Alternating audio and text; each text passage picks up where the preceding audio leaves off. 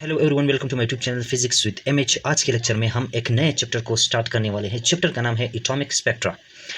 एक इंतहाई important concept science में, न सिर्फ फिजिक्स केमिस्ट्री बायो में, बल्कि साइंस में एक इम्पॉर्टेंट कंसेप्ट एटॉमिक स्पेक्ट्रा। तो खैर, कहानी को तो हम ने अभी स्टार्ट किया, इसको आहिस्ता आहिस्ता पढ़ेंगे, एटॉमिक स्पेक्ट्रा को समझेंगे। लेकिन आपको मैं ये बताता चलूँ कि कहानी शुरू कहाँ से होती है। जब डाल्टन ने एटम का कंसेप्ट दे दिया, यानी कि हमारा मैटर बना हुआ है एक पार्टिकल से जो अनडिविजिबल है, जिसको डाल्टन के ज़माने में एटम कहा गया। फिर रदरफोर्ड के एक्सपेरिमेंट से हमें ये पता चला कि एटम में रदरफोर्ड के एक्सपेरिमेंट से हमें न्यूक्लियस के बारे में पता चला। और फिर होते होते न्यूट्रॉन का भी पता चला, प्रोटॉन का भी पता चला। जे थॉमसन के एक्सपेरिमेंट से इलेक्ट्रॉन का भी पता चला। तो जब ये रदरफोर्ड ने अपना एक्सपेरिमेंट परफॉर्म किया और इसकी जो कंक्लूजन थी वो ज़माने को पता चली, तो इस रदरफोर्ड के एटॉमिक मॉडल पर, जिसने अपने ज़माने में एटॉमिक मॉडल पेश किया था, कि ऊपर क्वेश्चन उठने शुरू हो गए। और रदरफोर्ड के एक्सपेरिमेंट के वो लिमिटेशंस में आते हैं कि उन क्वेश्चन का जवाब रदरफोर्ड एटॉमिक मॉडल के पास नहीं था। वो क्वेश्चन आपको पता है कौन कौन से हैं? देखें, रदरफोर्ड एटॉमिक मॉडल से ये भी पता हमें चला कि एटम कंसिस्ट करता है फ्री स्पेस के ऊपर, नेगेटिव चार्ज इलेक्ट्रॉन के ऊपर, जिसकी वजह से अल्फा पार्टिकल डिफ्लेक्ट हो रहे थे। और एक hard part of the atom जो कि एटम के सेंटर पे होता है, जिसको उसने न्यूक्लियस का नाम दिया था, इन चीज़ों पर कंसिस्ट करता है। और इलेक्ट्रॉन उसने कहा रिवॉल्व कर रहा है अराउंड द न्यूक्लियस। तो रिवॉल्व अराउंड द न्यूक्लियस लाजमी बात है सर्कुलर पाथ में करेगा। और सर्कुलर पाथ में जो भी चीज़, जो भी पार्टिकल, जो भी जिस्म, जो भी मैस रखने वाला ऑब्जेक्ट मूव करता है, सर्कुलर मोशन परफॉर्म करता है, तो उसमें एक्सेलरेशन प्रोड्यूस होता है, अगरचे वो कांस्टेंट स्पीड के साथ क्या करता है, सर्कुलेट कर रहा होता है। वेलोसिटी की डायरेक्शन हर पॉइंट पे चेंज होती है, और वेलोसिटी में जब चेंज आ जाए हम उसको एक्सेलरेशन कहते हैं, उसमें एक्सेलरेशन प्रोड्यूस होता है। और क्लासिकल थ्योरी ऑफ इलेक्ट्रोमैग्नेटिज्म ये कहता है कि जब कोई चार्ज पार्टिकल एक्सेलरेट होता हो तो वो रेडिएशन एमिट करता है, और आम सिचुएशन में एटम के पास इस तरह था ही नहीं। ये क्वेश्चन था जिसको रदरफोर्ड मॉडल ने आंसर नहीं किया था। ये क्वेश्चन आपको अभी पता चला, आपको मैं थोड़ा सा आगे लेकर चला जाता हूँ। The atomic model proposed by Rutherford was unable to explain the stability of atom. Atom की स्टेबिलिटी को वो एक्सप्लेन नहीं कर पाया, क्योंकि क्लासिकल इलेक्ट्रोमैग्नेटिज्म की थ्योरी में ये बात थी कि एक्सेलरेटिंग चार्ज पार्टिकल रेडिएशन को एमिट करेगा, और इलेक्ट्रॉन जब रिवॉल्व करता है इस तरह एनर्जी को एमिट करते हुए वो आखिरकार न्यूक्लियस में गिर जाएगा, और न्यूक्लियस का स्ट्रक्चर डिस्ट्रॉय हो जाएगा, यानी कि एटम का स्ट्रक्चर डिस्ट्रॉय हो जाएगा। एटम डिस्ट्रॉय हो गया तो मैटर डिस्ट्रॉय हो गया, यानी कि एटम की स्टेबिलिटी को वो एक्सप्लेन नहीं कर पाया रदरफोर्ड एटॉमिक मॉडल। रदरफोर्ड ने अपना एटॉमिक मॉडल 1911 में पेश किया था। उसके बाद आए Danish scientist Niels Bohr's put forward his atomic model in 1913, यानी कि रदरफोर्ड एक्सपेरिमेंट के 2 साल बाद इसने क्या किया, अपना एटॉमिक मॉडल पेश किया। In the light of classical physics, यानी कि कुछ पॉइंट इस मॉडल में क्लासिकल फिजिक्स के भी थे। प्लॉन्क्स ओरिजिनल क्वांटम थ्योरी, जो प्लॉन्क्स ने थ्योरी पेश की थी, वहाँ से भी कुछ पॉइंट इसने उठाए थे। और आइंस्टाइन फोटॉन थ्योरी का कंसेप्ट भी इसने अपने एटॉमिक मॉडल में यूज़ किया था। तो आज हम देखेंगे कि किस तरह ये नील बोहर का एटॉमिक मॉडल एटम को एक्सप्लेन करता है। क्योंकि मैंने कहा कि कहानी शुरू होती है एटम से, तो हमने एटम को समझना है, एटम के अंदर जो कुछ हो रहा है उसको समझना है। उसके बाद जब हम इस चीज़ को समझ जाएंगे तो हमें ऑटोमेटिकली एटॉमिक स्पेक्ट्रा का समझ आ जाएगा और हमारा टोटल चैप्टर क्लियर हो जाएगा।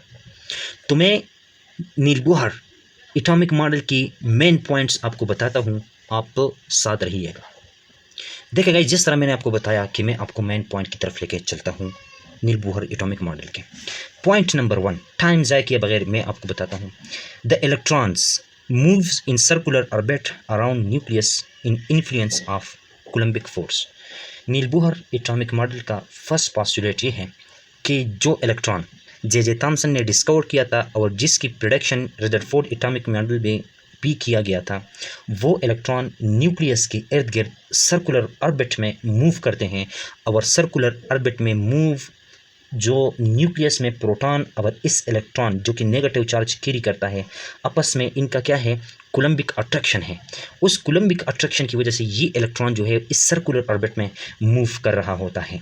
यानी कि कहने का मतलब ये है कि आपको तो पता है कि सर्कुलर पाथ में बॉडी उस वक्त मूव करेगी जब उसको सेंट्रीपिटल फोर्स कोई प्रोवाइड करेगा। तो इस इलेक्ट्रॉन को सेंट्रीपिटल फोर्स प्रोवाइड करने वाला जो एजेंट यहाँ पर मौजूद है वो है न्यूक्लियस में पड़े हुए प्रोटॉन्स।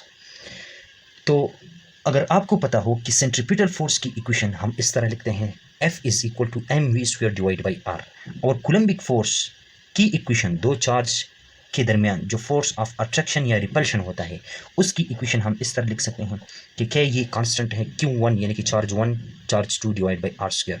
स्पेशली हम बात करने वाले हैं हाइड्रोजन एटम की।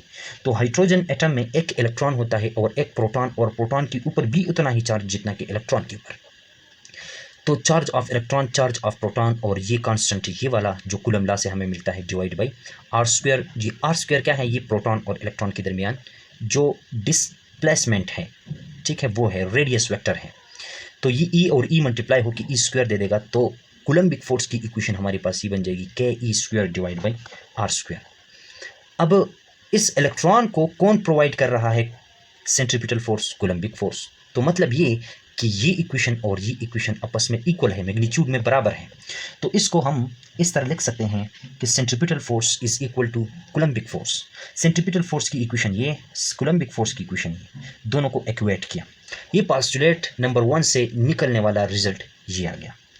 पोस्टुलेट नंबर 2 की तरफ मूव करते हैं। पोस्टुलेट नंबर 2 क्या कहता है, electrons or revolves in only those orbit for which angular momentum of it is integral multiple of h divided by 2 pi।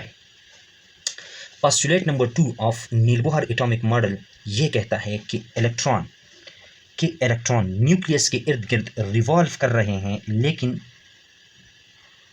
उन अलाउड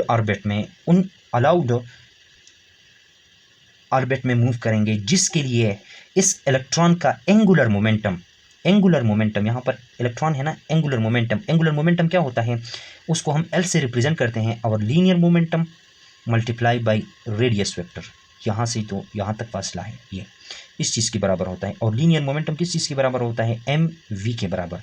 और अगर एंगल कितना हो वेलोसिटी के दरमियान, वेलोसिटी का डायरेक्शन ये है और 90 हो, तो इस एंगुलर मोमेंटम को हम mvr लिख सकते हैं। ये कहता है नीलबोहर का पोस्टुलेट नंबर 2 ये कहता है कि इलेक्ट्रॉन सिर्फ उन ऑर्बिट में मूव कर सकता है, वो अलाउड ऑर्बिट हैं जिसके लिए इसका angular momentum h divide by 2 पाई के बराबर हो। अगर शेल नंबर 1 है तो n1 होगा, अगर ऑर्बिट नंबर 2 है तो n2 होगा। यानी कि एंगुलर मोमेंटम जो है वो इंटीग्रल मल्टीपल होगा h डिवाइड बाई 2 पाई के। ये है पोस्टुलेट नंबर 2।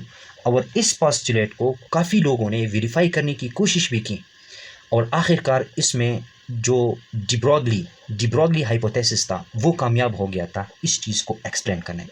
वो हम साथ साथ पढ़ेंगे, लेकिन अभी फ़िलहाल हमारा फोकस रहेगा postulate of Bohr atomic model.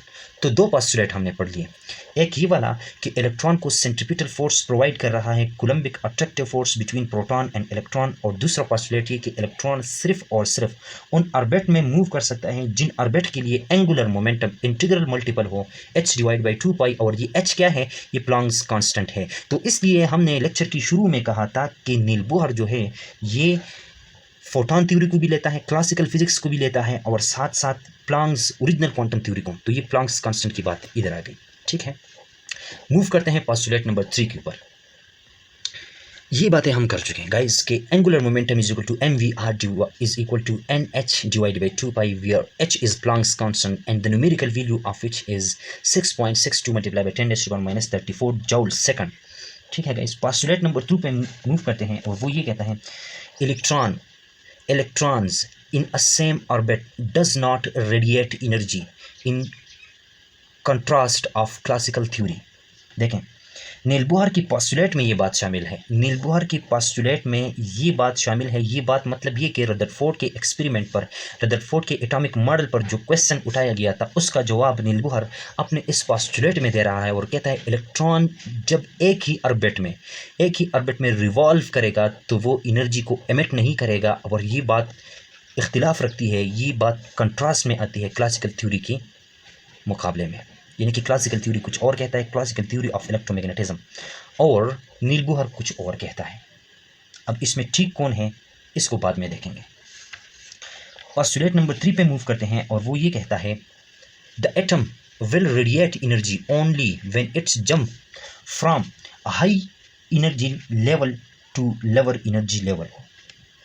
Nil Bohr की पोस्टुलेट में ये बात शामिल है कि इलेक्ट्रॉन उस वक्त एनर्जी एमिट करेगा जब ये हायर एनर्जी लेवल से लोअर एनर्जी लेवल पर आएगा।